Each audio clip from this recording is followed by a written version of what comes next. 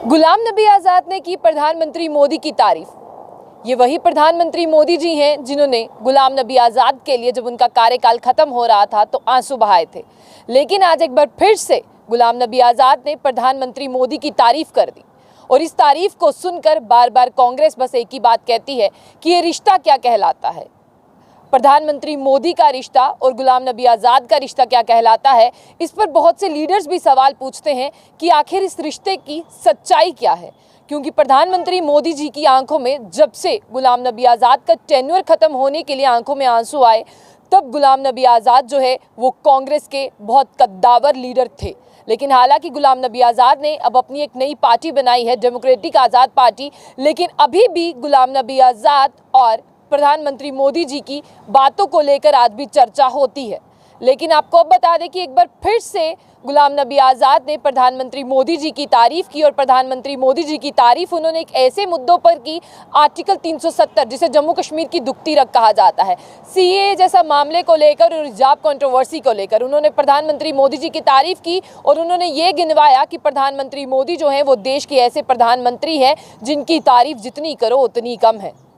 साथ में गुलाम नबी आज़ाद ने ये कहा कि कांग्रेस जो है वो बार बार जो भी सेशन चल रहा होता है संसद का उसे बाइकॉट करती है। अगर इतिहास के पन्नों को उठाकर पूछा जाएगा कि कांग्रेस ने संसद में आज तक कौन सा बयान दिया, तो बार बार सिर्फ एक ही चीज़ आएगी कि बाइकॉट किया है। गुलाम नबी आज़ाद कहते हैं कि जो मेरी तारीफ़ करने से जलते हैं, यानी जो तारीफ़ करने से जलते हैं लोग, वो एक बार दोबारा से किंडरगार्टन स्कूल में एडमिशन ले लें और पॉलिटिक्स की ABCD सीख के आएँ। यानी साफ तौर पर वो कांग्रेस के लीडर्स को ये बात कह रहे हैं कि जो कांग्रेस के लीडर हैं जो बार बार कहते हैं, पवन खेड़ा की बात करते हैं, वो भी यही कह रहे हैं। क्योंकि एक बुक जो है रिलीज़ हुई है, आज़ाद एंड ऑटोबायोग्राफी जो रिलीज़ हुई है, तो पवन खेड़ा का ये कहना है कि एक बार फिर से वो लीडर्स जो हैं वो जाएं और ये विचार विमर्श करें और पढ़ कर आएँ कि पॉलिटिक्स यानी किसे कहते हैं परिभाषा ABCD सीख कर आएँ आप।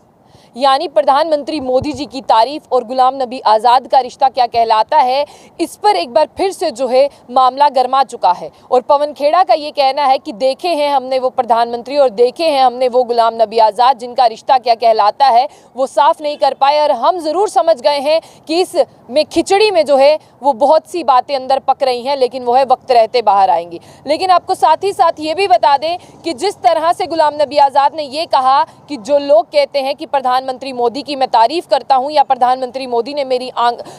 टेन्योर ख़त्म होने पर आंसू बहाए थे, मैं उन्हें ये भी याद दिला दूं कि वहां पर सिर्फ प्रधानमंत्री मोदी नहीं थे, और भी लीडर्स थे। और जो लोग ऐसा सवाल पूछते हैं उनके दिमाग में जो है प्रदूषण बढ़ चुका है, उनके माइंड जो है वो पोल्यूटेड हो चुके हैं और उन्हें एक बार फिर से स्कूल में जाने की ज़रूरत है और ABCD सीखने की जो है वो ज़रूरत है। इसी के साथ आपको ये भी बता दें कि राज्यसभा मेंबर गुलाम नबी आज़ाद ने ये भी कहा कि जब प्रधानमंत्री मोदी जी ने मेरे लिए आंसू बहाए थे, वो बेवकूफ़ लोग ये नहीं समझ पाए कि पॉलिटिक्स से अलावा भी कोई रिश्ते जो हैं वो होते हैं, पॉलिटिक्स से अलावा भी जो है वो ज़िंदगियां होती हैं और पॉलिटिक्स से अलावा भी जो है वो मित्रता रहती है। लेकिन ये हर एक चीज़ को जो है वो पॉलिटिक्स के साथ जोड़ते हैं। लेकिन अब मैं किसी के सवालों का जवाब नहीं देना चाहता। और साथ साथ उन्होंने ये कहा कि मैं कांग्रेस के लीडर्स किसी का भी सवालों का जवाब नहीं देना चाहता। कांग्रेस चाहे जो मर्जी पूछे, अब कांग्रेस मेरे लिए कोई मायने नहीं रखती। मेरी एक नई पार्टी है, कांग्रेस को मैं बहुत पहले छोड़कर आ चुका हूं। और आपको ये भी बता दें कि राहुल गांधी को जो है पहले गुलाम नबी आज़ाद ये कहा करते थे कि राहुल गांधी में इतनी समझ नहीं है और वो पीएन और चपड़ाजी जैसे लोगों के कहने पर जो है वो फैसला करते हैं।